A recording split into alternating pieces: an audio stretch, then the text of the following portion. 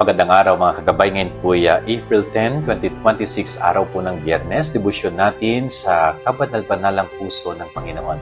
Ako po si Father Marvin at ang ating ebanghelyo ay hango sa ebanghelyo ni San Juan chapter 21 verse 1-14. Patuloy po ang pagpapakita ng Panginoon sa kanyang mga alagad.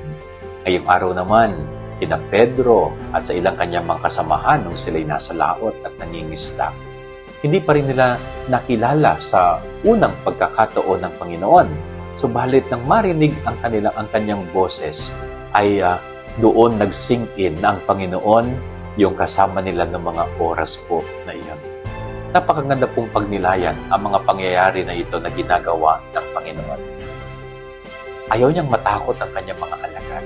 Ayaw niyang mabagabag ang kanilang mga kalooban. Ayaw niyang mawala yung kapayapaan sa kanilang puso at isipan. Kaya patuloy niyang pinakikilala ang kanyang sarili. No? Nagsasalita siya at pinakikilala niya ang kanyang sarili. At kapag narinig ng mga alagad nito, lumulubag ang kanilang kalooban. Napakaganda po na maalala din natin sa ating sariling buhay. No, ang Diyos, patuloy niyang ipinakikilala rin ang kanyang sarili sa atin bilang ating Panginoon.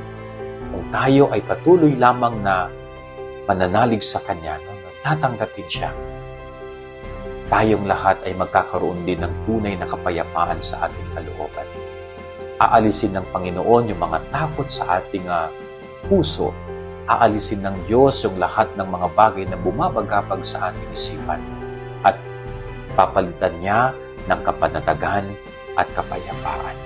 So huwag tayong matakot dahil nandiyan ang ating Panginoong muling nabuhay. Yan ang ating gabay aral ng maghapon. God bless po sa inyo lahat. Pagpalain kayo ng Panginoon.